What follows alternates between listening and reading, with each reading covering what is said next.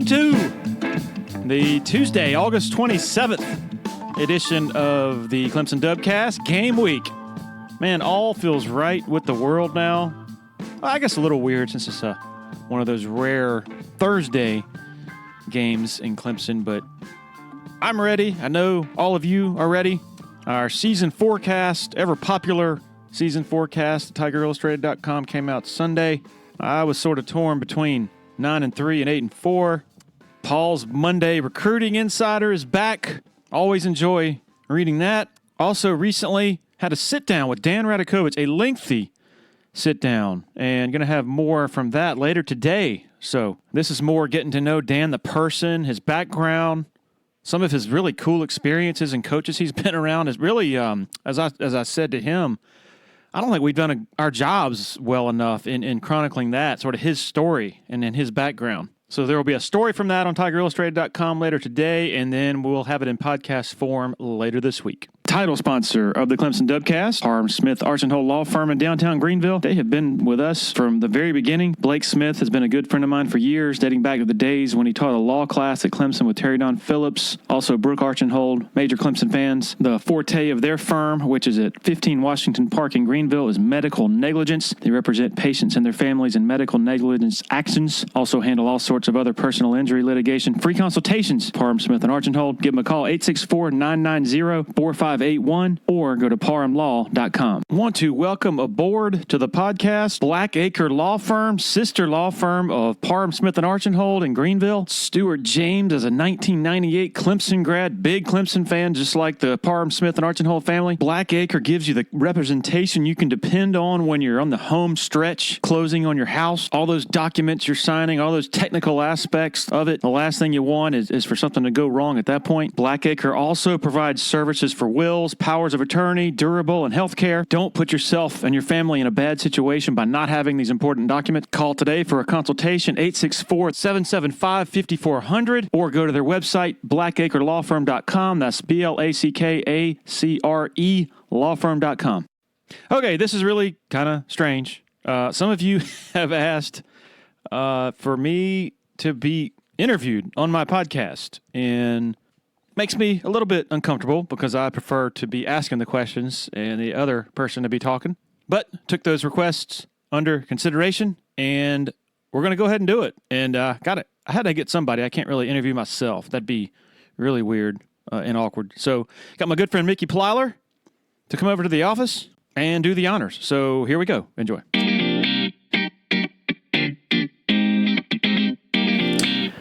Okay.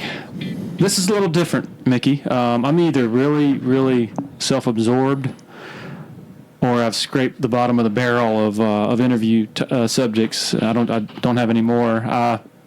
People have suggested that I be interviewed, so I guess here we go. Well, I don't think you scraped the bottom of the barrel, and I don't think you're self-absorbed. I think there's a demand for people to know Larry Williams, L-Dub. Hey, man, I aim to please. Several subscribers on Tiger Illustrated over the time that I've been doing this have said you need to get somebody to interview you. So you're the first person I thought of to do the honors. Now that might be scraping the bottom of the barrel. So you've done that. Well, let's get into it. I'm looking forward to this. Yeah. I appreciate you asking me to do this. And I am a subscriber. And Thank you. As a matter of fact, I was one the other day on the site, and people said, Mickey said this on the show. And I go, well, of course he did. They said it here first, and he subscribed. So I saw that. Thanks for all of the information you give me every single day. Getting into it, and a lot of these I don't know, so I'm looking forward to learning more. Tell me about the background, the upbringing. When did you know you wanted to be a writer, get into newspaper at the time, and that first job, man, and how walk us through that and how difficult that was to get? Yeah, so I don't think it's a secret. I went to University of South Carolina. You didn't want to go to college? What's that? You didn't want to go to college. I was even as a young kid. I was a Gamecock fan. Like I remember Andy Staples when I had him on the podcast. He actually grew up in Columbia before moving to Gainesville, and he was sharing how he had a Mike Holt jersey and he was bonkers for South Carolina. So when you go to college, or I don't know. I'm not good at math. I failed algebra, I think 2 times in high school. Barely graduated from Wando High School, so I clearly needed to do something that that didn't have anything to do with math. And I had written a little bit for the school newspaper in high school. And so I was thinking either broadcast or writing, sports writing. But you knew sports, though. Oh, yeah, for sure. Okay. Yeah. I mean, I think if you ask 95% of sports writers is how'd you get in the business as well, I wanted to be in the NFL or whatever, NBA, right. And then, reality struck and insert grade here, and you figured you had to do something else around sports. And so I actually started in broadcasting at the campus radio station in my freshman year, and I was doing both DJing, I think that it was 6 to 9 in the morning on Saturday mornings. That was the only time slot. What an awful time slot. It's awful. 6 to 9 in the morning. Just kidding. And I would go out on Friday nights and still, I would stay up with my friends. I'd go hang out in their dorms, wee hours of the morning, and then stroll into the radio station and do the radio show. And then also we did some women's basketball broadcasting. I think we traveled across the country on a couple of occasions to do those for all of our 3 or 4 listeners, just to get training or whatever. So you had the premier sport. Exactly. And so then took up I guess my sophomore year is when I decided I wanted to give the writing a try, and went to the student newspaper, and I wasn't very good at it. I mean, even my first few years out of school, you look back, and I'm sure everybody has that same sort of sensation when you think back to being, in your early 20s or, late teens, how silly or stupid you were, and really not good at what you were doing. But at some point, I tell people this all the time, they don't really understand, how can you, even family members, I got family on both sides of the rivalry. And so even, probably my grandparents both passed away over the last couple of years, but they're both huge Gamecock fans. And honestly, probably a big reason that I took such an interest in college football, because they would take me to games when I was in 3rd, 4th grade. And so if I didn't have that as a sort of base or whatever, as an appreciation for college football, I don't know what I'd be doing. So anyway, even them and others, if you're living in Clemson covering Clemson, you must be a Clemson fan. And then there are people, Clemson fans on that side of the fence say, well, you went to South Carolina, so you're still a South Carolina fan. Well, it's neither. And I say all that to say, at some point, if you have the right mentors and bosses and stuff, people you're working for, in this business, it's imposed upon you, hey, look, you have to step away. You have to detach yourself from what you're covering. You can't be emotionally involved. But it does help to go to Dallas, Texas, and Arizona and California, cover national championship implication games as opposed to 6 and 5 Shreveport games too. I mean, so you have a vested interest, maybe not a rooting interest. What's the best way to put that? I'll say this. And I hate sometimes when people say I'll say this, it's almost like they're covering up something. They want to. They don't want to tell you the truth. This is the truth. I mean, it profoundly affects me personally, to be around something like this. Right. Like, we're talking Hall of Fame coach. I was talking to you over the phone a few days ago, and I think 20 years from now, we're going to be looking back at this, saying that's the most dominant run in modern college football history. I think that's what's going to happen. And we're sitting here in my basement office, and you're looking at big blown up pictures on my office wall of all the cool, stadiums, press boxes in the playoff and things like that. So is it important to me? Absolutely. Do I sit there and pinch myself that I get to sort of chronicle from the outside, but still kind of closely, hopefully, this story Dabo Swinney and this program and what they've done and what they're going to continue to do? Absolutely. Like, I treasure that. I think I've said this to you before, maybe not, but let's say they had, Tommy Bowden had stuck around and they had continued mired in mediocrity, or it was somebody else and it was the same old story. I don't know if I'd be here. I don't know if I would have probably gotten tired of it. That's my question. All right, I want to get into your start a little bit, but while we're on that subject, it has to be different than, say, the SMU scandal that the Dallas Morning News and the other Dallas newspaper had to cover SMU's big, or any big time. Now, there's some things that happen in every program, but I think it has to be kind of nice. I mean, this is a feel-good, Dabo's a good story, right? Like, you're a wholesome guy and a wholesome family guy in a wholesome community. It's a pretty good gig in that sense, right? It makes our jobs easier. Right.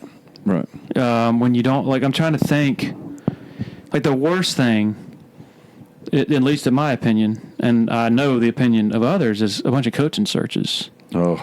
Like, people think we live for that. Heck no. Like, I look, if you think about it, I got here in 2004. In the three major sports, football and basketball and baseball, there's been Tommy Bowden. Or how many coaching searches have there been for the head coaches? There's been 3. Dabo. Yeah. Monty Lee. Yeah. And Brad Brownell. Yeah, so you're not looking at that's a honeymoon. Yeah, no tail numbers on planes and tracking planes. The hardest part is when there's a demand for information, but there's no supply. Because they're not going to say anything, because it's embarrassing who you're looking at if you get turned down, that kind of stuff. So that's interesting. I mean, the stories, following, but 2 of those coaching searches, it was pretty, it's pretty entertaining. Just the Brad Brownell search, which I actually wrote about that, I think over the summer. And then the Sunday after the South Carolina game in 2008 is when they were getting that deal done for Dabo. The press conference wouldn't come until the next day, but I wanted to be, we wanted to have it that it was done, right? And so that was a little bit of snooping around. So they're fun stories in hindsight. They're not easy, but they're not fun in the moment. And thank goodness we don't have a lot of them here. Yeah, right. That's what I'm saying. Yeah. All right. You're out of college, your very first job. That's a hard field to break into, right? Yeah. Very competitive field. Yeah. So I was, back then, so much has changed in the newspaper and journalism industry. Back then, the ladder that you climbed went, you hopefully prove yourself in college by both writing for the student newspaper and or stringing for the local newspaper. And so I did that for the state. Went and covered high school games and some smaller college, like South Carolina State game. I remember going to one of those. And I remember I was looking for a job just like everybody else, and it's very competitive back then, as you say, and still now, of course. And I applied for a job in Augusta. It was covering high schools. And the Augusta Chronicle back then was known as a really good newspaper, not so much now, like a lot of other newspapers. And the job, I went and interviewed and everything, and then the sports editor calls and says, "We hired somebody else. Sorry, blah blah blah." And so, this is one instance of me actually being somewhat smart back then. I was like, "Well, I wonder where the guy that they hired came from." And so I found out, and he came from High Point, North Carolina, the paper there. So I call up the sports editor, who was a legendary NASCAR rider, Benny Phillips. He was really tight with Dale Earnhardt. He knew all those people. He wrote multiple books on Dale Earnhardt, and he said, "Yeah, we're close to making a hire, but send me some of your clips, basically articles, examples of your work." And we'll see. And so I faxed him, hurried up and faxed him some of my articles, and then he called right back and said, "When can you come and interview?" And so I went and interviewed like the next day, and then they offered me the job, and was there for 8 months. And then the Augusta Chronicle called back. The guy who I had followed in High Point was then moving to Greensboro at a bigger job, the Greensboro News and Record, to cover the ACC and all that. And so they were ready to hire me in Augusta to cover colleges. And so I was in High Point just long enough to meet my current wife, and she was also working at the High Point newspaper, and so she ended up following me down to Augusta, getting a job there at the newspaper there. And I was there for, I guess, about 5 years covering Georgia football, some Clemson football, Georgia Tech, and then came here in late 2003, early 2004. All right. Those were good jumps. I mean, no-brainer jumps, right? How about leaving newspaper to get into a website? Was that a no-brainer? You had the foresight to know that the industry was changing, obviously. But walk me through the phone call Chris Hard sends to you sitting down with Heidi and going, I think we're going to do something that maybe not a lot of people are thinking about doing right now. So I had a great job at the Post and Courier. It wasn't in danger. I mean, the position's still there. So, I was working out of my house. They put me there. They wanted to, back in 2004, they wanted to establish somebody in Clemson. Previous to that, they had a writer who would drive up a couple times a week. And so they had somebody in Columbia covering the Gamecocks for several years before that. They wanted to provide equal coverage, which certainly applaud them for that. But there was still some sort of like ominous kind of signs that were out there. Like there'd be, like in the newspaper industry in general, like furloughs and, just frozen pay and things like this. Not huge monumental things, but things that made me think, man, I don't know about this. And so I remember starting a blog for the Post and Courier, and this is when it really hit me. Like I think I started that, and it was around, I guess it was around like the winter of 2008, maybe the spring. And it was just something I would say, oh, well, here's what I thought of the press conference today, and here's a cool restaurant I went to in Central, we actually ate there one time, I think, you and I, the Villa Novella Italian restaurant. We did. Just stuff that it gave me sort of a voice, it allowed me to sort of stretch my legs a little bit. Nothing really earth shattering, but I was able to see how many people were reading the blog. I would get analytics, just as I'm sure you do with some of the stuff you do. And the numbers were really good. But I'm thinking like, okay, so my salary is paid by people who are paying however much money a month for newspaper subscriptions. But then again, who are these people who are reading my blog? Are they subscribing to my paper? Probably not. A lot of them are probably just Clemson fans who love reading more stuff about their team. And so it really sort of dawned on me, like, the typical newspaper reporter kind of role is you're like in this ivory tower looking down your nose at everybody saying, well, I'm right. I'm the authority. I tend to notice that. Yes.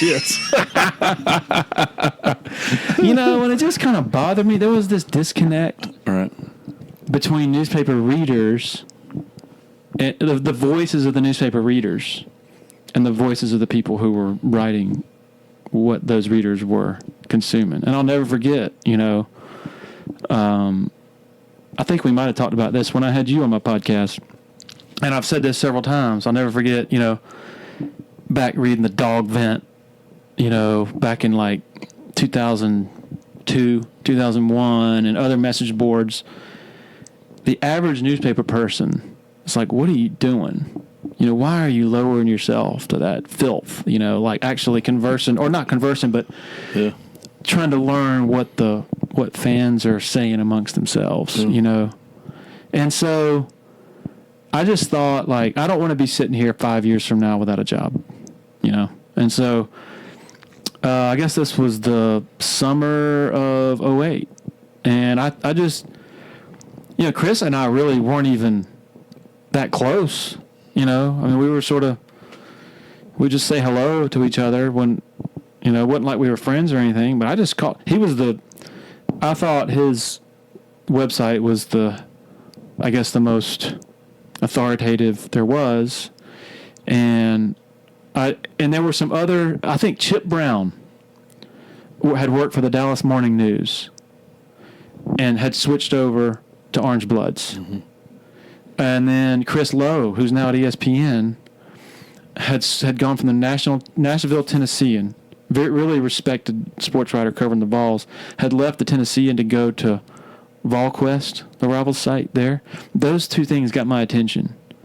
And so also the ability to interact with fans on a message board, to have that personal relationship. I'm like, man, this is a model that works and that makes sense. You know, people pay $10 a month. You can be accountable to them. You can go back and forth with them, whatever. Whereas in newspapers, you really couldn't do that. Twitter was not in existence really then. Which, by the way, is just one big message board. Yeah. For all the old newspaper people. So anyway, I called Chris and just said, hey, I have no idea whether you'd ever be interested.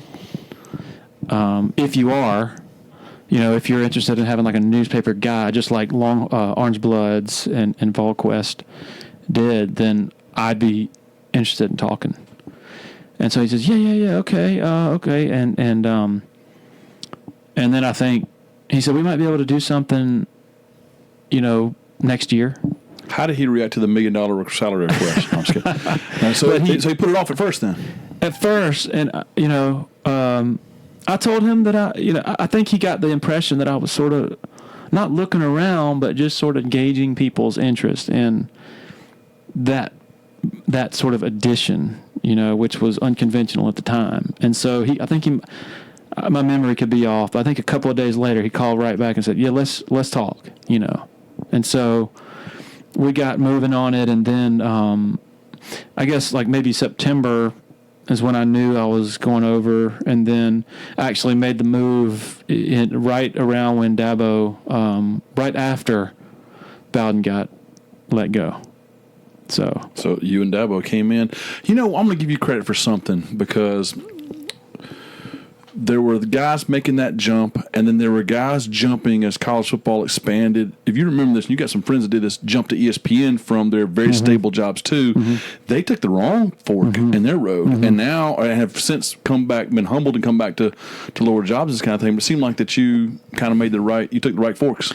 Mickey, there was in 2014, the summer of 14, the best decision, well, it wasn't even really a decision. It was more just a lucky break, I guess, against me that ended up going for me. ESPN, I got a call from Mark Schlabach of ESPN, who said they were interested in having like rivalry reporters, so to speak, you know, like maybe 5 or 6 of them.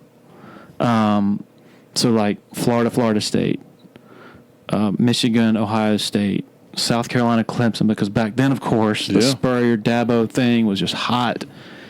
And I'm like, oh my gosh, this is great. You know, I can, you know, get my foot in the door at ESPN, cover this exciting rivalry and all that. I mean, I was torn. I'm like, man, it would be hard to leave this job, but it would also be hard to say no if they offered. And so I sent them my stuff in. I wasn't hearing anything for a while, and I'm like, man, what's going on? And my friend Mark is like, hey, you're the only one they're talking to. So I don't know what could be going on. And then the season starts. That's when Clemson was at Georgia.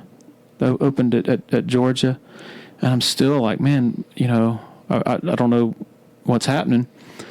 And so I finally got a call back from one of their editors, and she said, yeah, we sort of have kind of moved on. We thought that your contract with Rivals, we've had some problems with Rivals employees in the past with their non-compete things and all that, and so we just figured that was the case with you. And I said, no, my contract is with my publisher, you know, and I don't think I would really have, you know, those entanglements if it's more of a general sort of thing, and I'm not covering Clemson on a daily basis, you know, in direct competition with my current employer. And she goes, this is like a few days after A&M just killed South Carolina. And she goes, well, I think we might be moving on to we might not be as into that idea as we initially thought. And I'm like, I mean, ever since I'm like, thank you, Lord. Yeah. Because ESPN is notoriously flaky with their ideas, and okay, we're going to do this thing, and then maybe not. Yeah. And so all it took was one game, Mickey, for them to decide that position that they might not be interested in it. You could say flaky. They made the right decision, though, in that case, on a couple of stands. Because Clemson, South Carolina's not as big as it was. And, the model kind of. No, I'm not saying they made the wrong decision. Right. I'm saying, what if they would not have had the reservations or whatever, the incorrect, notion of me having a rivals contract, which I didn't. And I'm hired and all, and then everything happens, and then they decide they don't want to do the position, and then 2 months later they'd send me to Manhattan, Kansas to cover Kansas or whatever. Mm-hmm. I mean, or eventually eliminated jobs like they did a lot of people, including some friends of yours. Right. So I think about that fairly regularly. Is like, man, that was, and then of course that time is when Clemson's starting to take off, and I mean, I just sort of just kind of get goosebumps just thinking about what could have been. So that was that was one of those times where you really learn to appreciate what you have. Not that I didn't appreciate it, but I'm where I'm supposed to be. Doing what. I mean, that's the one thing. I'm going on a tangent here, but one thing that has really changed in this industry is what is considered a good job, a great job, whatever. Right. So when I first joined Tiger Illustrated, it's like, oh, okay, he's going to a quote unquote fan site, whatever. And then, an ESPN job was this lofty, sort of pinnacle that you aspired to. Whereas now, no, I wouldn't. No, thank you. But the average the listener of this podcast will say, man, you ESPN, you go. No. Right? No way. I mean, yeah, they'd say that, but my answer is no. I mean, I have one of the best jobs out there because, I mean, I don't think I'm without a job unless, Clemson football would have to shut down. Right. And our business model is predicated on fans consuming what they believe is high quality stuff, and what we believe obviously too. I mean, there's a direct relationship with our subscribers and the people who are paying our salaries, and as long as we continue to give them stuff they can't get elsewhere, I think, I never lose a minute of sleep, thinking, oh no, what if this happens, then I might lose my job. And I can guarantee you there are people at ESPN, at big newspapers, at just about every other place that you can imagine, the highest of perches or whatever, who are regularly nervous that their contracts aren't going to get renewed or whatever. So, a great friend of the Clemson Dubcast and winner of the Clemson Area Chamber of Commerce Business of the Year Award, Founders Federal Credit Union. If you've been to a sporting event in Clemson, you've probably heard about Founders already. They are the official credit union partner of the Clemson Tigers, and all Clemson faculty, staff, and students are eligible for membership, as well as IPTAY members. Matt Gross is a proud Clemson alum and the vice president for the Clemson market for Founders Federal Credit Union. Membership at Founders has many benefits: great rates on loans and savings products, advice on investments and insurance products, and even a Clemson debit card available for any Founders member with a checking account. Founders Federal Credit Union is federally insured by the NCUA. If you're in Clemson, stop by and see Matt and his staff, 680 Old Greenville Highway, Suite 300, right next to the Walmart Neighborhood Market. Quick word about Uptown Realty LLC, headed up by Patrick Enzer, former sports writer who decided to get into the real estate game. Uptown Realty, locally owned and operated out of Sumter, but they serve the Eastern Midlands and PD area with the buying and selling of homes, commercial properties, and land. They also offer affordable new housing in the mid-130,000s from a local custom builder. Patrick is the sole owner and broker in charge. Grew up in Anderson, going to Clemson games, been in Sumter for 15 years, loyal Tiger Illustrated subscriber, loyal Dubcast listener. Website is uptownrealtysc.com. All right. It's not all peaches and cream. There has to be something you go, oh, what's the hard part of the job? What's the bad part of the job? There's no bad part. There are parts, I really enjoy the season because, number one, I'm watching what's happening. I'm able to analyze it myself. I'm able to talk to people about, okay, what do you think of this thing that I saw? You know, am I onto something here as far as whatever, X's and O's? There's a routine during the season. It goes by in a flash. Yeah, it's crazy. It really, even with 15 games, you know, I don't get, I mean, if they played 18 games, I'm not sure that I would be upset, you know, not that I want them to, but I'm just saying, like, it especially with the way it's gone in recent years, where you're into this rhythm, you know, where you're going to Charlotte and then the next day you're writing about where they're going for the playoff. And then you're going to some great place. How old's your youngest daughter? 10. So in her memory, like, she knows, well, they'll play South Carolina, then Daddy goes to Charlotte, and then Daddy goes to two other games after that. That's what she knows.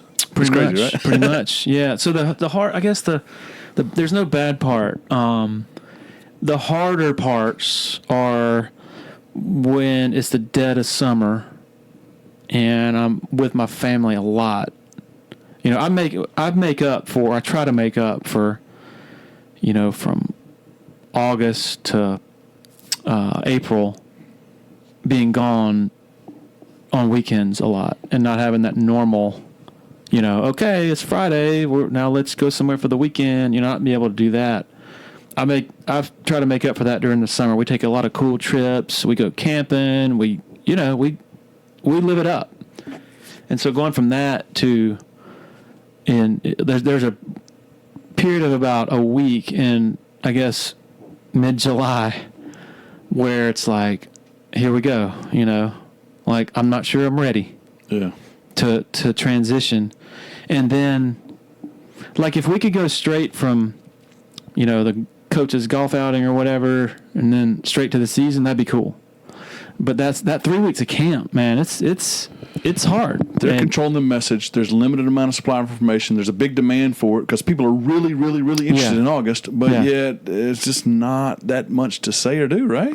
Well, and there is, but it's hard to come by. I'm not using that as an excuse because it's our jobs to talk to as many people as we can to tell people what's going on. The closest thing to the truth as we can get in so many areas, it's our jobs. And I think Chris made a really wise decision a few years ago by putting both Paul and me on August camp so we can sort of tag team it. So I'm not saying that there's just no information to be had and we're just sort of making stuff up.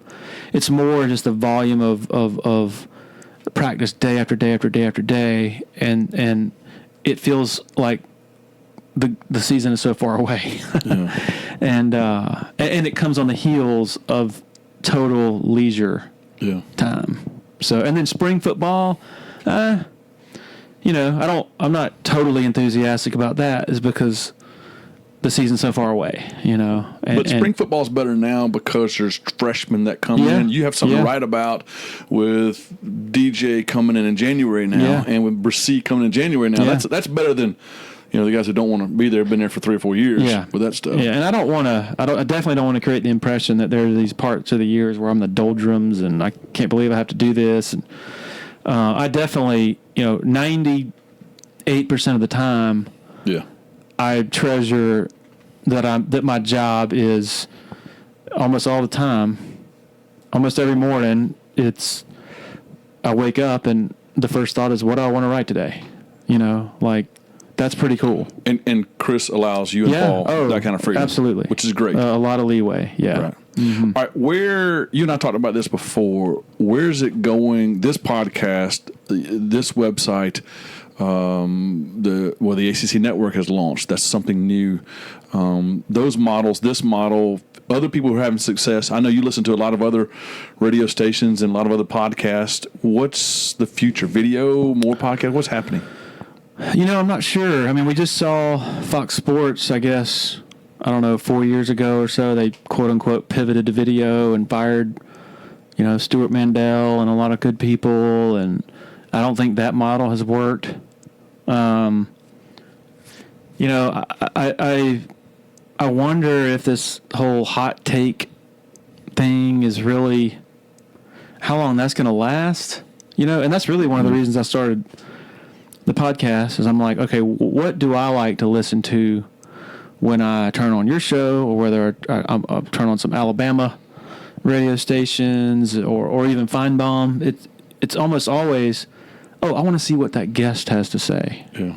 You know, whether it's Kirk Herbstreit or whoever, you know, I want to learn something about Alabama football from an established Alabama writer like Cecil Hurt or somebody like that. I will always, if he's on Cecil Hurt, I will listen to what he has to say. You know, so I think fans, like the general public, is starting to sort of turn away a little bit from the manufactured arguments.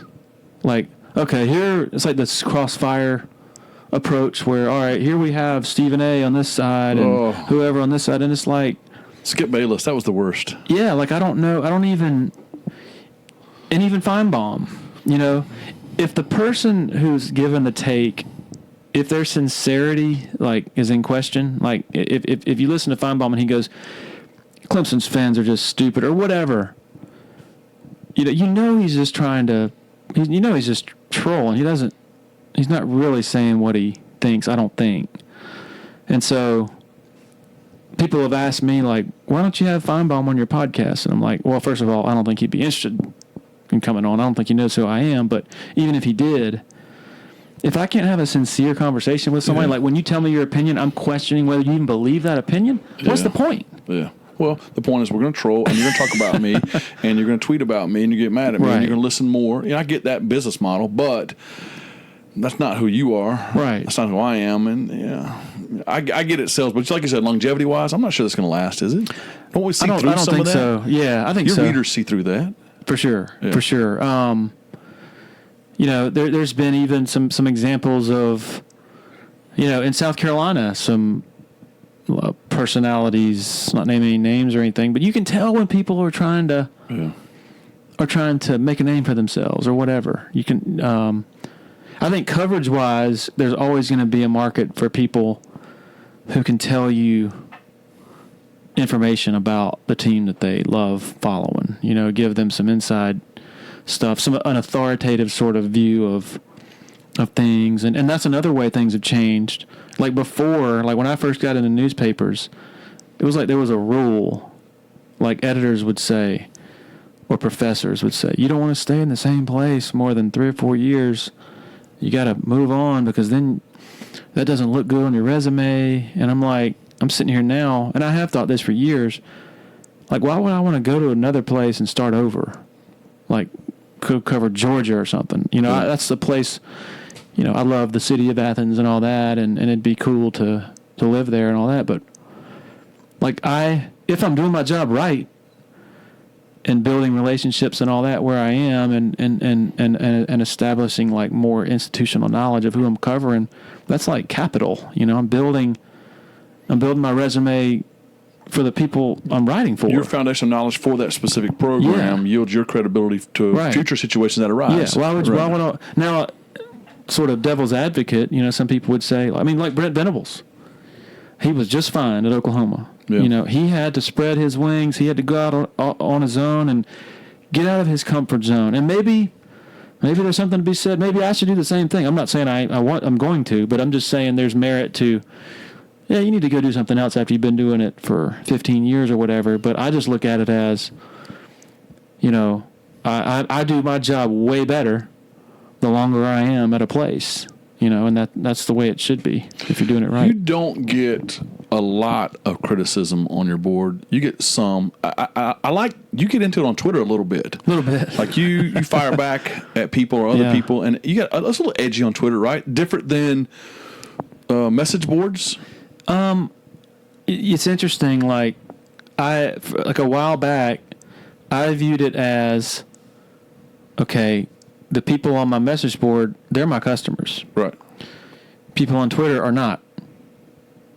And so I can be a little edgier, like particularly with fans of other schools and all that. I know they're not paying my salary. They're not on Tiger Illustrated. But what I've learned you have to be careful with is sometimes they are your subscribers and they're on Twitter. And, you know, you don't want to be a jerk or come off as a jerk. I'm never intending to be. I'm just sarcastic, you know. Right. I'm trying to have fun, you know, and so very rarely am I agitated when I'm sitting there. You know, there was a maybe back in the spring, I was going back and forth with one of the Alabama guys and about the whole scheduling thing, and I think I made an observation about. I think I said Clemson. I said no. I said, when is the last time that a winner of a national championship by 28 points has had to face this level of scrutiny about their body of work? And then one of the Alabama guys, great guy, said, actually, Alabama gets this every year. And I'm like, wait a minute. I don't, did they get that after they beat Notre Dame by 42-14 or whatever it was?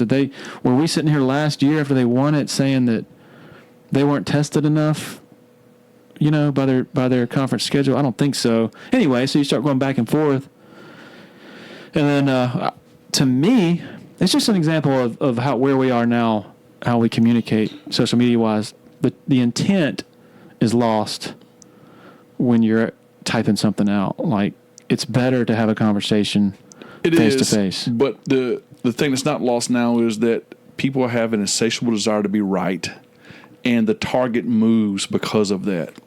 And so yeah, I see it, and I do it. We frame whatever information we have to fit our argument in order to win the argument, because you want to be right about something, where it's awfully hard to be right about saying Clemson at 28-point victory was anything other than the best team. And that's why it makes it sound ridiculous, I think. And go ahead. Let me ask you about moving forward here. How do you handle criticism? As far as when you have to criticize somebody, you drop your kids off in the line at school. You eat at restaurants. You see coaches or coaches' wives at the grocery store. It's a small town, a small community. You used to play basketball at Little John, the famous league there. Is it harder criticizing someone knowing that on aisle 13 there might be the wife of who you criticize, or that you've got to run in that person later on? Well, it would be harder if this team were coming off a 7-5 season, because I would have been doing some criticizing, right. And so we are so far removed from those days. But shoot, man, I remember back in 2010, during 6 and 7, I was critical. 2009, when they start 2 and 3 and they're losing at Maryland, and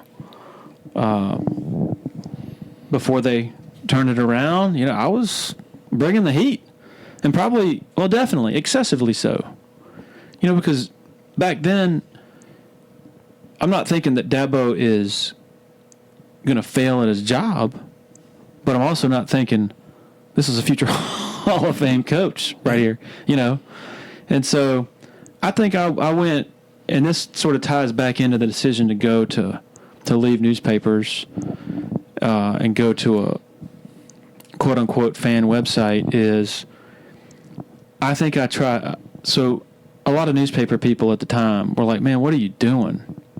Why are you going to a fan site? Why are you becoming a fan now? Like, this means you have to be supportive of them now. And I'm like, no, it doesn't.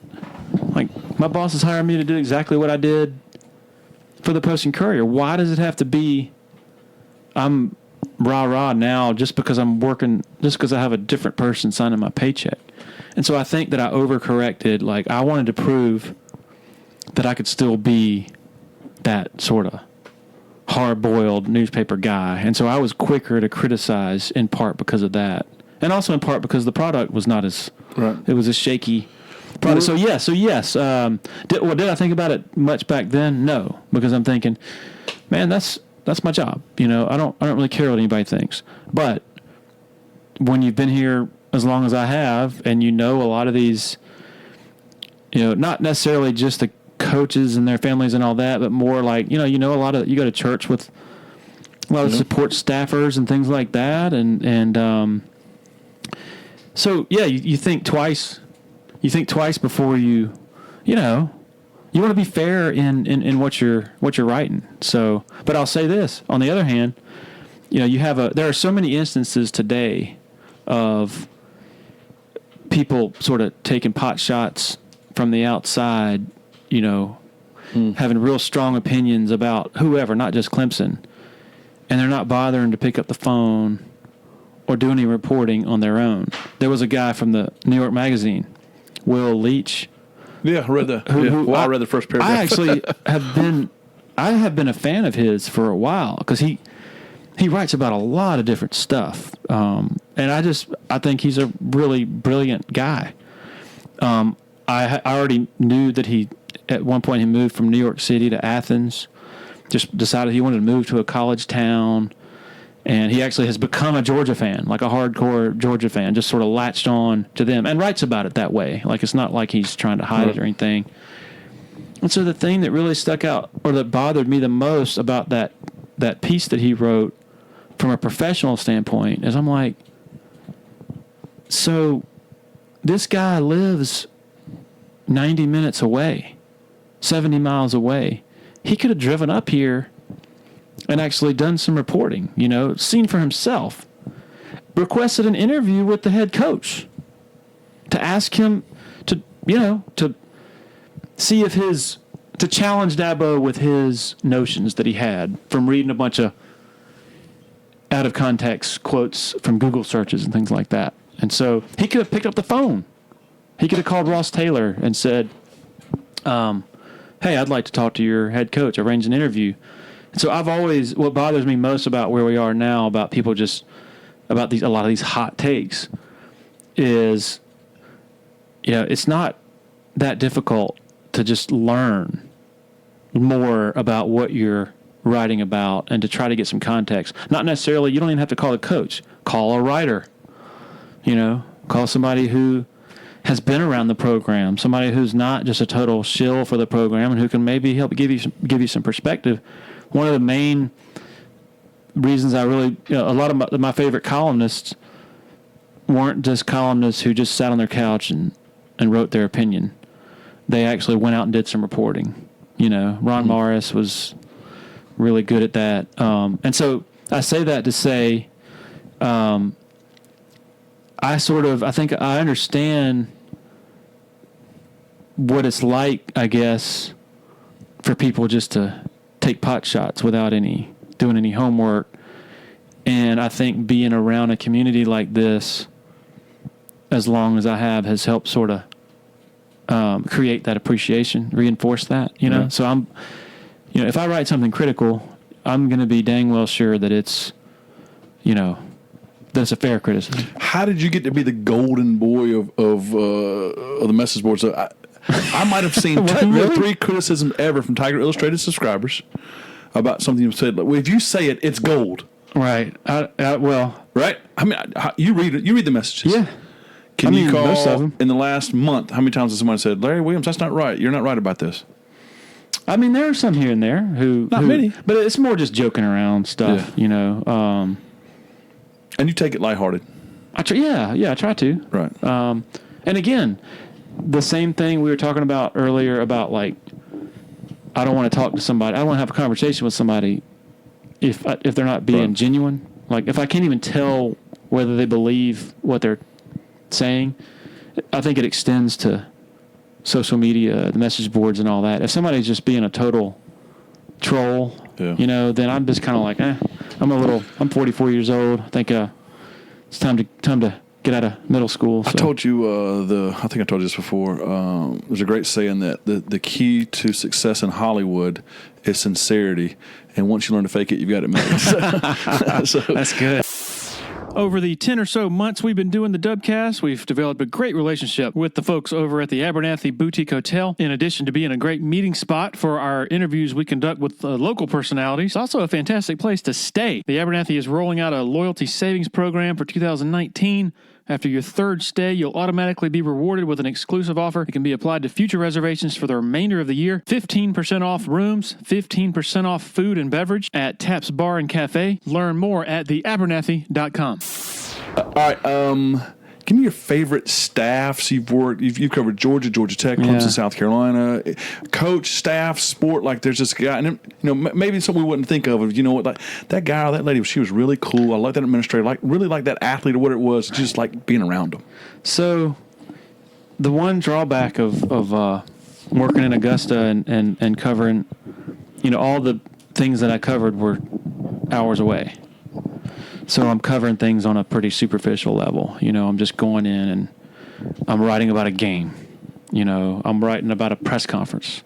I'm not actually developing relationships with those people for the most part. So I didn't really have many, deep relationships at that job. And that was really one of the reasons that I wanted to cover one team and I wanted to be in that town, so I could really get beneath the surface. And so my whole frame of reference on that question is Clemson. So,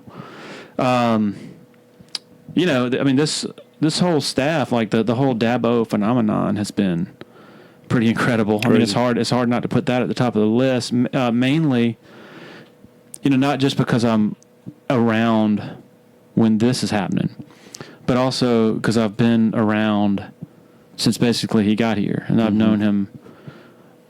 He came in 2003, and then I came, I guess, 10 months later. Not saying we were super tight or anything when he was an assistant, but he, as you know, Dabo he's close with a lot of people. If he knows you, he makes you feel like you're pretty important. So being able to learn of his story, his life story, back in 2007, we were in the ballroom or something of the Courtyard, not Courtyard, but Marriott Marquis in Atlanta, and our paths crossed, and it's, hey, what's going on? How you doing? It's a few days before the game, and he was having some problems with one of his brothers. Had been having some issues with alcohol, and I don't want to get into any details, but it was a struggle at that point in time, and I shared some. Said, I've had some similar deals with some family members of mine, and blah blah blah, and then he just starts talking about, I don't know I forgot what started it, but he mentioned something about his upbringing, and I'm like, wait, what?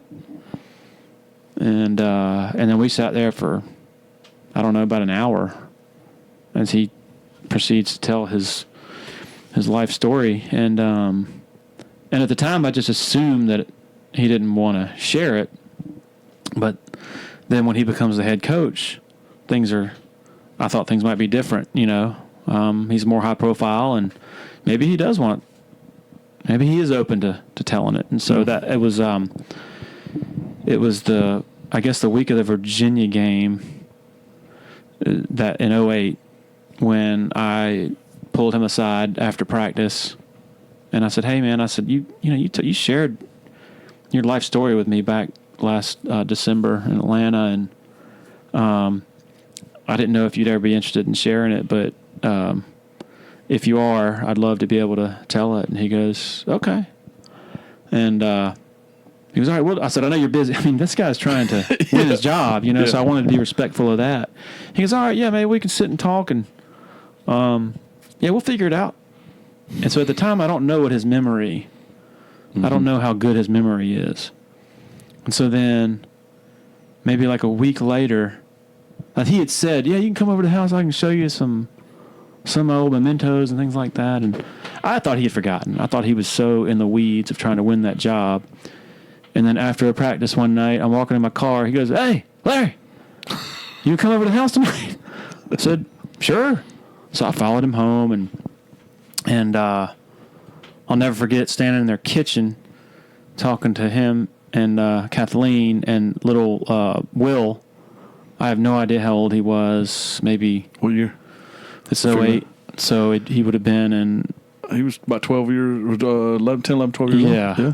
He was reciting all these Alabama players. Like I was asking Dabo about growing up and going to Alabama, And Will was like, he had like this encyclopedic knowledge of all these players who had played at Alabama, who were, many of whom probably he wasn't even born to see, couldn't remember, but he still. So anyway, that would have to be the, that would be the clear number one in terms of the favorite, relationship that you treasure the most. I mean, and Dabo and I, we're not best friends. Like, I'm not trying to say that. I mean, we've had our disagreements, and that's the way it should be. If you're, and you, same with you. If you're doing the job right and you're trying to tell the truth as best you can, then there are going to be some times where the people you're writing about don't really like it. And at one point, Terry Don Phillips told me, he's like, Larry,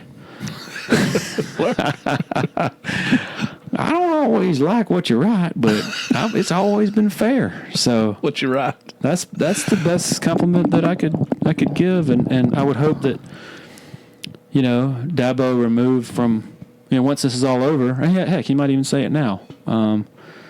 Larry was fair. I would hope so. I introduced him one time. It was a fundraiser for a ladies group over in Anderson. I told a couple stories about him and then introduced him.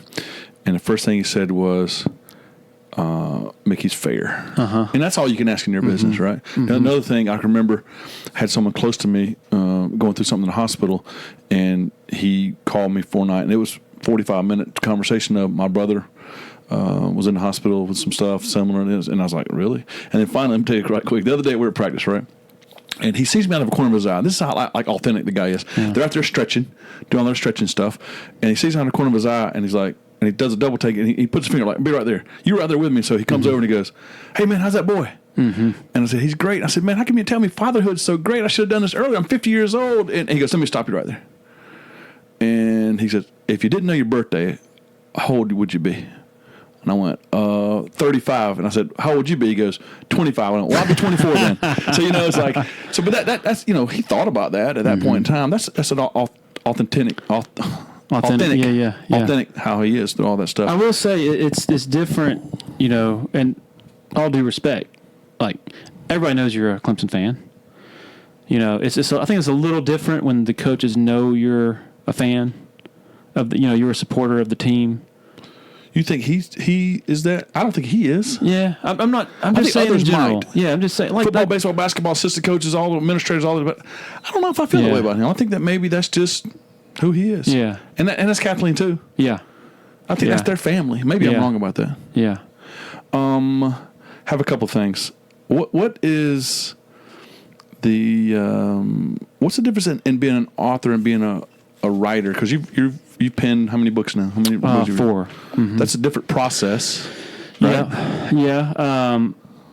Writing books makes you better at your day job. Really? Yeah. How so?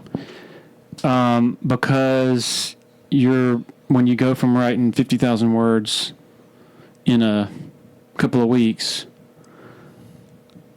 writing 800 words after a game is pretty easy.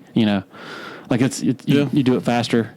I guess it helps you organize the whole process of writing. Like, I mean, there's nowhere to hide when you're, like this past year when I get back from San Jose and I wake up Wednesday morning and I know that I have a book staring me in the face that I have to get done as soon as possible. And you're writing a 3,000 to 5,000 word chapter. There's no like fluff, I guess you could say. It has to be really organized. Yeah. And there has to be like a thread, I guess, if that makes any sense, going through there. And so that helps, I'll say this, writing books is not nearly as, I guess, it's not going to put food on the table like writing for Tiger Illustrated is. People are surprised by that, though. The publisher makes money. Oh, yeah. And you don't make money till you sign, like, multi-book deals. Right. Like that. I mean, I can't tell you how many people have asked. And it's not like they should know better. But, hey, did you get an advance? What kind of advance did you get for that Dabo's Dynasty book? Like, Dude, I didn't get anything. I get an advanced phone call saying, hey, hurry up with it, right? Your deadline's coming up, right? You get a phone call from them asking you how many books you want to buy from them. Right. So then you can sell after that. But it's not it's only the national publishing houses. Like if somebody writes a book on I don't know, Bill Belichick or Tom Brady or something for Simon and Schuster, then they would get like a, I don't know, $100,000 advance, right. $200,000 advance, and then you get a small percentage of the royalties after that. Right. The book thing is, so if I wanted to make some money off of it, I could, but I don't want to. In that, the way to do that is you can buy the books directly off the publisher at a discount. And so if I wanted to go to every, Rotary, Sertoma, Booster Club, radio, whatever, all across the state, this barnstorming tour where I'm selling my book, I could do that. But I don't want to do that. Right. And so. So you write books, why? I write books because I really want to document. I want to be a part of. It's an honor to have my name on what I'm writing about, right? So sure. So the Dabo's Dynasty thing. I mean, that's treasure that. Yeah. Sam Blackman told me that when he's writing he's like, because these stories need to be told for future generations to know. Yeah. What happened? Yeah. And it's all. And he's a historian, but somebody's got to tell the story, right? And I think that part of your job, if you're covering a team in whatever, I guess a writing capacity, because I guess like broadcasters don't write books. Like, I don't know, but by and large, if you're a writer, quote unquote journalist, and you're trying to document a story, then there are times when that story is so big, right, that you want to document it in bigger terms than a day-to-day coverage. Right. And so, I mean, some people will, you see these all over the place, like a great season is commemorated with a writer taking his game stories that he wrote during the season, cut and pasting, and then throw some pictures in there. It's a Google search for him to do that. Well, right. Your books, all of your books are a little bit different. Yeah. Right. Yeah, like the one, both of the last two, so there was this past one, the Dabo's Dynasty, and then the one after the 15 season, Clemson Tough, Guts and Glory under Dabo Swinney. It was not just about the 15 season and Notre Dame and all that, and it was about how he built that program to get to the point where they don't take a back seat to anybody. The indoor facility, the groundbreaking for the for Dabo Land, that was back in 2015. So it was a real sort of, I guess, transformative time, I guess, for lack of a better word. So there were things bigger than the season, and even though they lost that game to Alabama, the story was more, okay, how did they get here? The administration all being, the synergy and the camaraderie that they have up and down the chain of command was a really big part of that. So that was a theme in that book. Dabo losing his father before the 15 season, that was a part of that book. Christian Wilkins, the story of Christian Wilkins, how he got to Clemson and all that, that was a part of it. Mitch Hyatt was another chapter. And so in some cases I would take, in both of the two most recent books, I would take things I'd already written, like a more feature-y type story, and then flesh that out and make that a chapter, build on it. Oh, the Deshaun Watson, the story of how he came to Clemson, that was in the Clemson Tough book. And so what I like about both of those books is it's not just a play-by-play of the season. It's also storytelling. You're weaving these really great stories through the story right. of a season. And it helps to have those great stories. You have time for 3 more? Yeah, of course. If you do. All right, I do. It's crazy because this is your podcast, but I don't control too much of it. On 2 very lighthearted ones, and I'll get serious here in a minute. We in our industry, I mean, let's just face it, there's some pretty geeky, dorky people, and you don't hang out Right? Like the people you hang out with are like cool people. You're a stinking drummer in a band. There's no cooler person on earth than a drummer, man. Like that's the coolest guy ever. But there's got to be a guy or two out there that go, you know what? That guy's pretty doggone cool. I like hanging out with him. Present company excluded, obviously. Yeah, there's some cool ones. David Hale's a cool guy to hang out with. Really super nice guy. One of the nicest, down to earth. Mark Slayball, I've known him for a long time. We've gone to some concerts and stuff together. Norm Wood of the Newport News Daily Press. Let's see, I haven't named anybody on the Clemson. People are going to be mad. And it might be best if you stay away from I'm friends with Matt Connolly. He's a good guy. Yeah. So it's it's kind of in some ways it's kind of a geeky profession, but you do have exceptions. Yeah. And I think I get along with most everybody. So tell me about music. Yeah. How do you get into it? What's your background and why is it? I mean, it's a big part of what you do, right? Yeah, I mean, it's big, just like golf is to you, I guess. Yeah. Something you do a part that's totally different from your day job, So I started playing drums a little bit in high school and then more in college. I was in a few bands. And then put it away for a long time just because I was so focused on my job but then I guess back in 2012 or so, I'm thinking, man, I want to start playing music again, like out. And so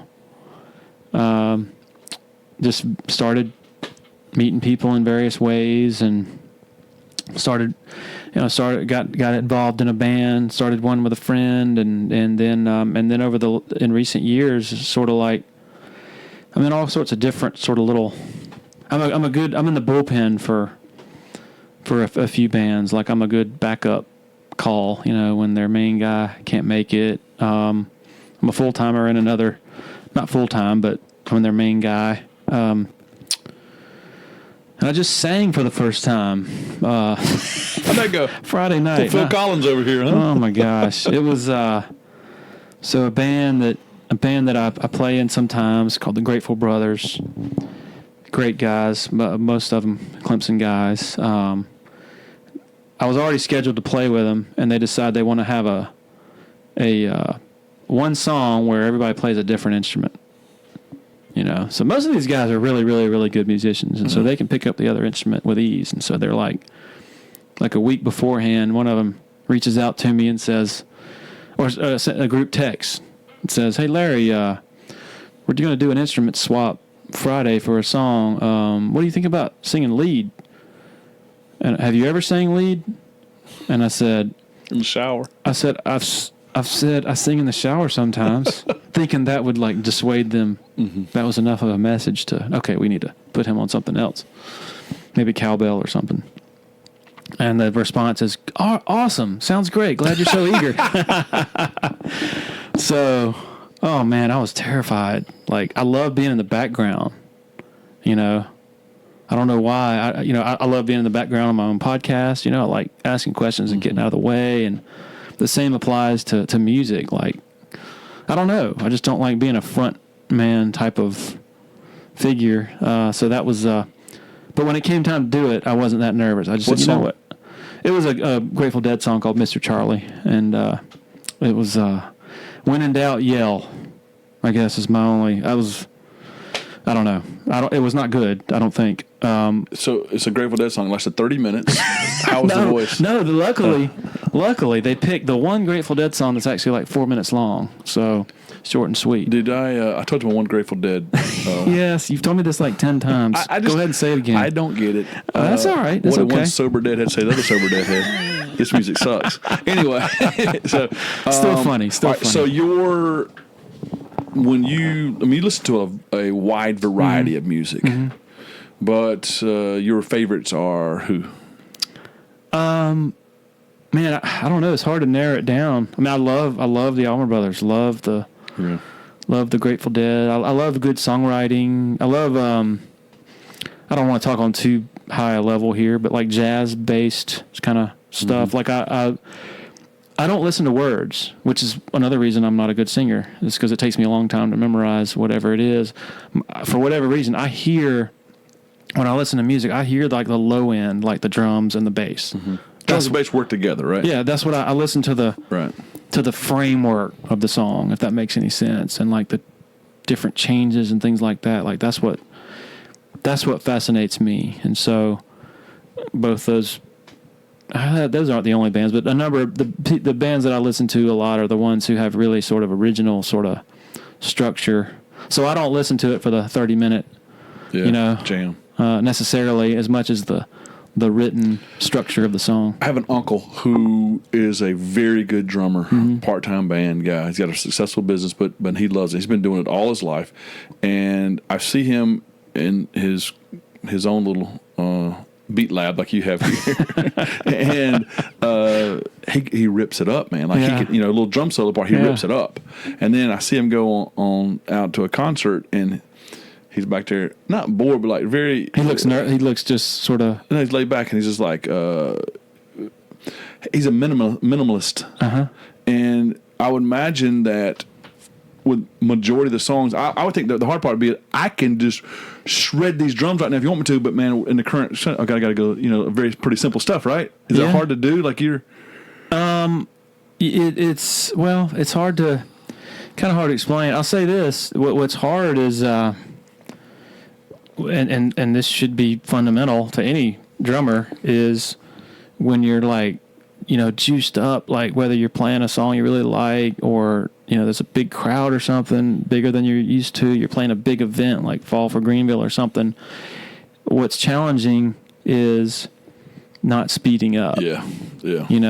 And there was one recent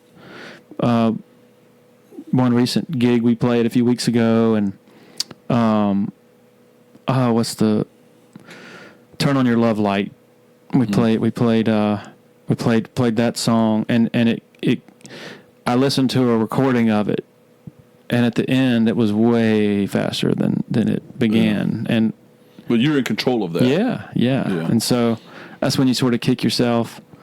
Another thing you have to be careful of is just the dynamics of the room, So if you're in like a small bar, you can't bash away. Yeah. You have to sort of more lightly play, and that can be a challenge sometimes, particularly for me because I always wear earplugs because I don't want to damage my ears, and so there's a tendency to play louder so you can hear yourself more when you're wearing earplugs. Do your girls know you more as a drummer because they like music or as a writer and that they know their dad's a local celebrity? I mean, they're not huge football fans, I wouldn't think, but they know who their dad is. Are you besides dad, are you the drummer or are you a writer? It's been interesting with my youngest doesn't really care about football and all that. With the oldest, I think starting with she's 12, and so starting with the national championship in 2016 is when she really started to pay attention, not necessarily to what I was doing, but to what they were doing. And it's the only time, I've never been that guy who gets autographs and things like that. I just think that if fans do that, if you're in our position and you're being given access to all this behind the scenes stuff, then you can't be that guy who goes, "Hey, coach, can you autograph this for my brother?" or whatever. So I've always been against that. But there was one exception. Was before I left for Tampa, or maybe I was talking to her over the phone or something. She asked me, her favorite player was Mike Williams. And she says, "Can you get Mike Williams' autograph for me?" And I'm like, "Honey, I can't do that." Well, it's like, why? Well, it's kind of hard to explain that to a 9-year-old, like, these ethics and standards and things like that. But so anyway, so I'm in the locker room after the game and I'm in there for as long as possible because you're trying to soak everything in and absorb the moment and get as much color as you can or whatever. And so I'm standing there. There was kind of a lull. Like I think most of the people had gone. And Mike Williams is sitting in his locker. And I go up to him, and he doesn't really know me, I mean, he probably knew my face, but it's not like we had some relationship where I'm like, hey, Mikey, buddy, you know, do me this Will solid. Williams, we're cousins somewhat, you know, we're boys. Yeah. I said, hey, man, my 9-year-old is a really, you're her favorite player. Would you mind taking a little video, if I videoed you telling her, you know, Yeah. just, you know, whatever. He goes, yeah, sure. And so I recorded him saying, it was like 10 seconds, like, hey, Ashby, thank you for the support, blah, blah, blah. That's cool. So I sent it, and, you know, my wife showed it to her that next morning. You know, she started crying, so it was cool. Oh. Yeah.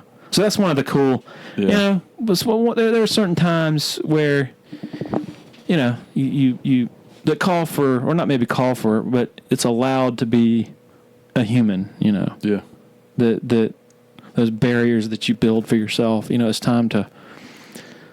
there's a time to say, you know what, screw it, I'm going to do it. And so that's my only time that I've ever done something like that. When does it, how often does it happen that you're out to eat with them and Heidi and people come up to you and go, hey, you're Larry Williams? Quite a bit. It's just more like, hey, dude, what's up? Like, I mean, I know a lot of people too. So, we were in not Ponchos, but Monterey one day over the summer. And like, I think it was like all the grad assistants just happened to be eating there for the football team, just happened to be eating there that night. It's like 4 or 5 of them. And as each one of them file in, each one of them comes by and we say hello and shake hands, and they're like looking at me like, what in the world, you know? Yeah. But they don't, I think they're still trying to process like, wait a minute, he goes to games and practices and like that's his job. Like what? Yeah, I think a lot of people are trying to, I think I maybe still am trying to figure that out too. You know, music wise, they don't really like most of the music that I play, which is cool, you know? Yeah. I think neither of them have an interest in drums, which I think that's their form of rebelling. You know, they've chosen other instruments like piano and saxophone and other things. So that's all right too. That's pretty cool. Big supporter of the Clemson Dubcast is Harris Flooring America. Based in Anderson, South Carolina, Harris Flooring has been instrumental in a lot of the facilities transformation you've seen on Clemson's campus lately. From the Allen Reeves Center to the McFadden Building to Memorial Stadium to the Neary Center. Family owned and operated since 1947. The owner, Scott Junkins, big Clemson guy. Harris Flooring is just as good inside the home and the residential realm as they are with the larger scale commercial stuff. Give them a call, 864-642-6183, or online at flooringamerica-anderson.com. If you run a business that conducts credit card transactions with customers, you got to learn about Tandem Payment. Credit Card Processing Company has offices throughout the Southeast, but the one in Greenville in the upstate, headed up by a 2005 Clemson grad. Tandem's technology allows business owners to offset their credit card processing costs by applying a small customer service charge to each sale they make. Tandem has an A+ rating with the Better Business Bureau and was awarded the Better Business Integrity Award in 2013. Check them out at tandempayment.com. All right. I have to talk a little bit of football with you. Yeah. I have a rapid fire question for you. Win game? Yes. No, win game. All right. You have to be authentic with this, though. Yeah. Trevor Lawrence is 15-0. There's some discussion about that. Somebody tried to text me. He didn't start the first 4 games. He played and he threw touchdowns in the first 4. Yeah. So he's 15-0. 30-0 question mark? Like you Rapid fire, man. Yes or no? Yes or no? Yeah. Yes. 45-0 question mark? I'll say this. These all can't be softballs, man. Fire. I know, that's fine. I know it's rapid fire. But I truly believe that what we've seen is only the tip of the iceberg. You know, that I'm not sure the casual fan or media person around the country understands what they're on the cusp of. And I'm not sure even Clemson fans, I'm not saying they're spoiled, but and I wrote about this today, like this feels weird, doesn't it? Yeah. Looking forward to a season, an opener against Georgia Tech, they're favored by 35 points. Like, I think two of the big ingredients of excitement are tension. You don't know what's going to happen. Uncertainty, like, think back to the Georgia opener in 2013, like how that was like, there was buzz all summer for that game. Yeah. Even going to Auburn in 16, at A&M last year, I think most people thought Clemson was going to win that game, but there was still this, I don't know. And so this is a different place. It's a strange, not bad. It's just a strange feeling. Do you agree with that? I agree with that. The thing that you told me the other day, I was riding down to Charleston, you told me that, and rightfully so, that this feels different. San Jose felt different than Tampa because Tampa felt like the end, but this feels like the beginning. Yeah. Yeah, and a lot of casual viewers or fans or media out there, like their takeaways from that game were consisted of, man, imagine they're going to be really good for the next couple of years because Trevor is a freshman and Justin Ross is a freshman and T. Higgins is only a sophomore and ETN.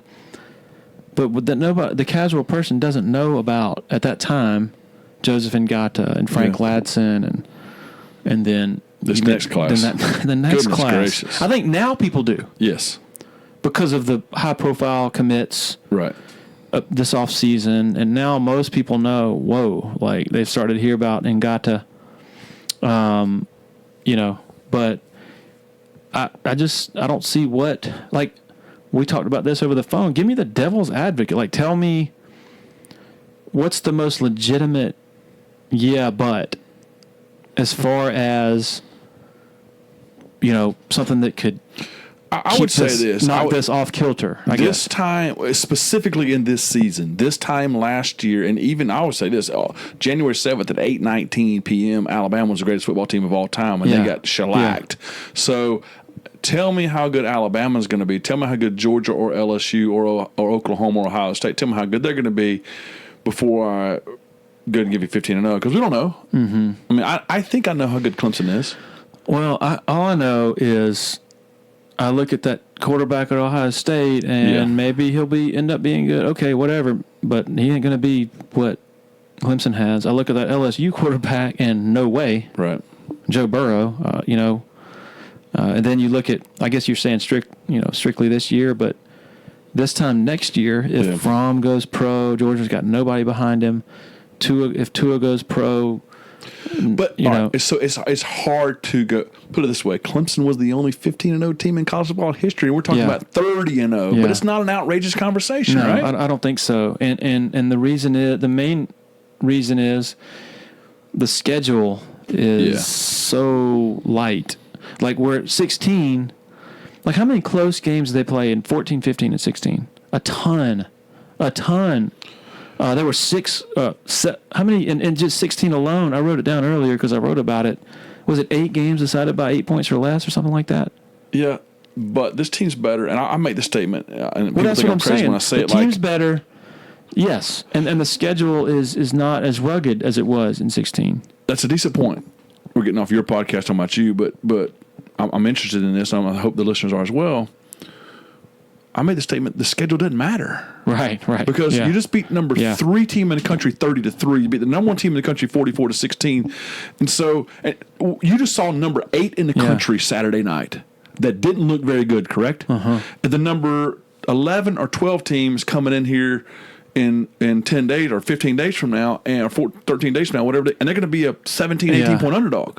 Maybe 21. What is it now? 20-ish. Yeah. So. What does it matter? Right. Okay, it's a great point, because let's say they were going to Auburn to face the same Auburn team they faced, the same caliber Auburn team they faced in 16. Right. Okay. I know a lot of people thought they would walk the dog with Auburn that year. Didn't play very well in that game. Didn't. But let's look at who they, even as star-studded as they were in 16. It doesn't compare to right now. No. Okay, you have Deshaun, obviously. Your best receiver is Mike Williams. You have a really good tight end in Jordan Leggett. Artavis Scott, really good receiver. Renfro makes a great catch in that game. Okay, so they were pretty loaded. But not like this. Not like this. Although they had a much better defensive front. I'd agree with that, but the running back is better now. The offensive line is much better now. Yeah. And the staff is better now, isn't it? Yeah. Yeah. I mean, I don't know. You got Dan Brooks and Marion Hobby. That's hard to. That's a good point. I would say Jeff Scott and Tony Elliott are probably better. Just so many more maybe options on offense. Maybe it's not even. Maybe it's just the divide in college football, because we've seen. Somebody texted in my show today. It's like if that's number 8 team in the country right now, then we don't need an 18 playoff. I can tell you that. Right. So that's my point about scheduling in there. Heck, the argument made by the way last season ended was for a 2-team playoff. Yeah. Yeah. All right. So in the rapid fire part of it, you said 30-0. That was not a very rapid fire. No, all right, 45-0. I mean, are you asking me if it's possible or if it's going to happen? I'm going to say 45-0. No. Okay. Just I guess the odds just don't. It's so hard to win 15, more or less. Trevor Lawrence, Heisman Trophy in his career. Yes. 2?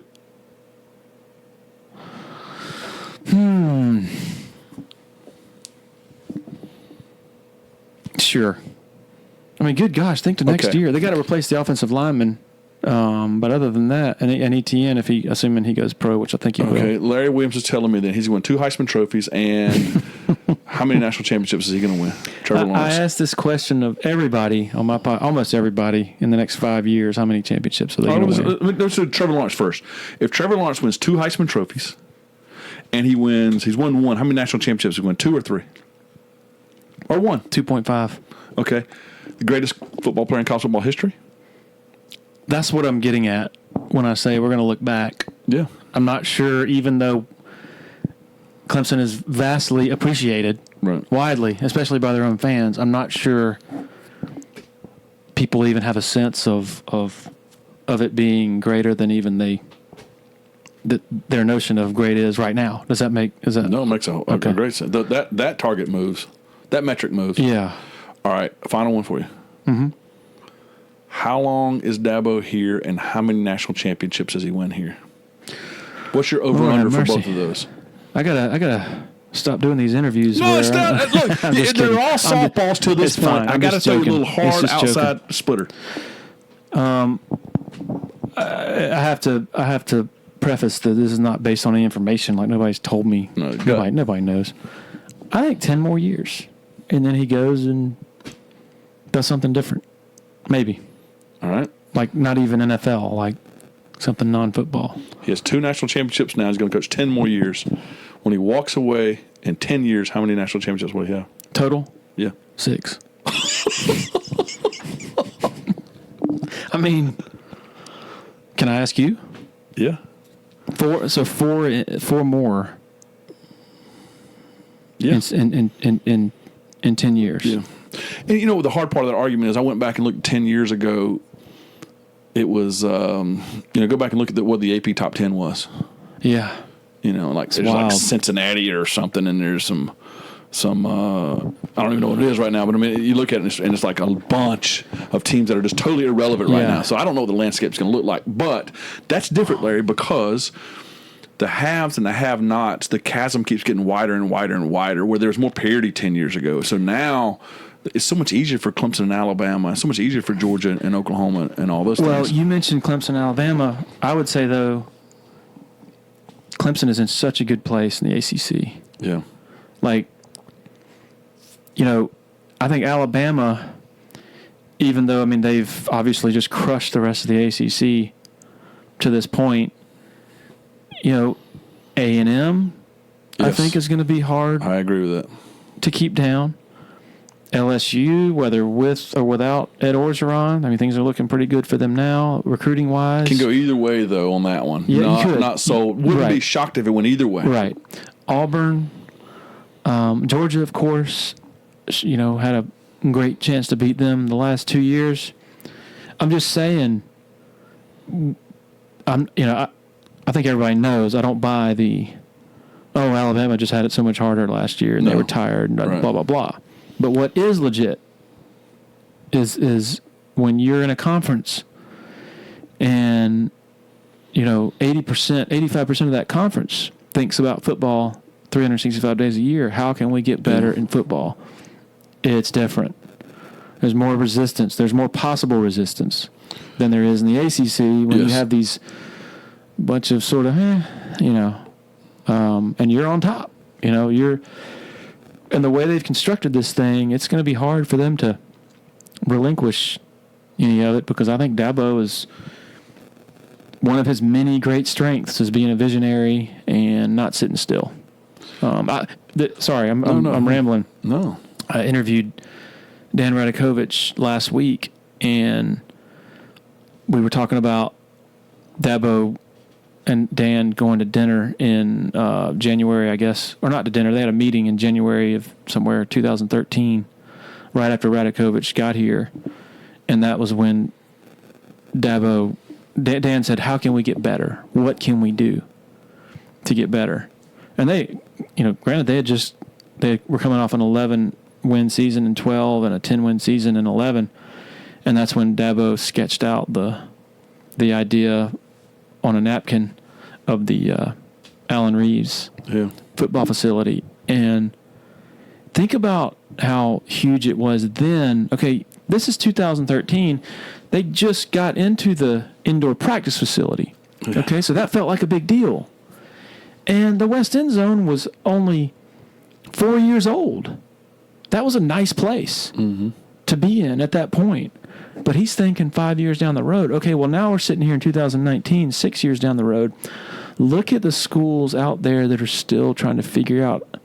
They're still in the conversation phase of doing what Clemson moved into in, January of 17. Florida can't really figure out what they want to do. Florida State, Auburn. I think Georgia, I'm not sure what they're I don't know if they have some. I'm not informed about what they have on the books. But what I'm saying is, all these are schools Clemson recruits against. And, But you know what I heard there though? Those schools will do that, and that won't catch them up. Right. Because you and I both credit David Wilkins an awful lot for the laying a lot of Foundation. But Radakovich listens. Yeah. I think that might be his best skill. Is he listens. Mm-hmm. He listens to fans. He listens to his staff. He listens to his employees there. But what if? Sorry to interrupt. No. But what if? Because there were people back then who, when they heard that idea, like, what? Yeah. Are you kidding me? They just moved over across Perimeter Road. Now they want to move back. What the heck? And what? 50, however many million. How much was it? It was, anyway. 60-something million. 63 million, wasn't there? Something along those lines. I thought it was more than that. 72 million in that range. So, yeah, but the point is, what if they would have sort of slow-played it? And said, let's keep talking about it and spend a couple of years sort of being satisfied with what you have, which is already pretty nice, really nice. And then you start doing it a couple of years ago. You set the ball rolling. And then being proactive is such a big deal, and that's where I think he's not going to But being proactive smart is another deal. And I think I told you this before. Dabo Swinney called me one night at about 11:20 at night to discuss something else that was pretty urgent at the time. And I told him, I got what he's doing. I get it. And I said, but you need to do some things too. Like, you need to get your leverage. You got some leverage. And he goes, I don't have enough yet. I have to win a little bit. What we talked about, I tried to talk him into doing or talk to him about in the West End Zone, that parking lot right there. Like, do your indoor practice, do your practice fields right there, and you have everything right there. And he goes, and he loved that. And that was his idea too. And so he goes, let me win some games first. Yeah. He won a few games, and it was a process. This whole thing has just been a process of him building up to it. I'm not so sure they tell him no on anything now. Probably not. Nor should they tell him no on anything now. And we were talking about earlier about that groundbreaking in 15, the Friday before the Florida State game. He was crying. Like, he was emotional. Yeah. You could argue that is what sealed him staying here until the end. Yeah. That was, probably not safe to say that, but one of the main, because that showed their commitment to him. They were willing to take a leap of faith. You give him credit for selling him that vision, though. Selling them that vision. For sure. Because there's a lot of people trying to tell a lot of vision. Bowden tried some stuff. Yeah. But he was shut down. Now, he was talking to a different audience, Dabo was. Yeah. But he sold it better. The vision was better, but he sold it better, too. He sold it in an invested way. Right. That, hey, look, man, I'm your guy. And Tommy didn't invest. No. Right. No. That's the other point I was going to make. It was more strategic with him. But that's the other thing I was talking about to you here is that you can copy. Florida's going to copy something, and the blueprint. Right. You can build. And there's a lot of brick in the world, and there's Right. a lot of very good architects, and there's a lot of visionaries to have some stuff. But let me ask you this: does Dabo and how his authenticity, does it sell, or does Dan Mullen sell? You can copy the Right. blueprint. Dan Mullen can't be Dabo Right. Sweeney. You can't. There's you no saw it doubt. Saturday night. He can't do that. There's no doubt, and there's that. Obviously, that's one of the glaring things is you're just not going to have. Right. You can't cookie cut the head coach, but in addition to that, let's say Florida and Florida State and Auburn and Georgia or whoever, let's say they break ground today and they move in whenever, 2 years from now, whatever. Structurally or, from a, idea standpoint, Clemson will have already moved on to the next thing. Yeah. Because of the vision. And they're not satisfied. They're always moving forward. Right. It's amazing to watch. So 6 national championships, 4 in the next 10 years. You got a pretty good Whoever, how on the message board they go, "Hey, Larry was on this show, Cliff's." So somebody's going to say, I went too long with you. Yeah, somebody's going to say, there's got to be some clips for this, right? Somebody's going to say, I don't have time to listen to an hour and a half podcast. Cliff's, Larry predicted Larry predicted two Heismans for Trevor, 6 national titles in 10 years. Not Larry had this great career. He's got a great family. He's a great musician. He's a very interesting person. 45-0. Yeah, right. Larry's been totally bought by this football program. You did one of the most brilliant things I've ever seen you do today. And I'm not sure if it's original or not. So this is my final question. How'd you come up with this? During his quotes today, you went Feinbaum 9-3, 8-4, 6-5, 6-6. Like if it was a positive comment, you went all the way down to 6-6, deciphering what the season was going to be like based upon that one comment. Well, Where'd you come up with that? He was like, I don't know, because there's always like, and it's always joking, Yeah. Like somebody will say, on the message board, I'll say, Travis Etienne missed today's practice with a broken toenail or something, and somebody will say 7-5. or it'll be something positive, and somebody will say 15-0, or they'll say 45-0. Yeah.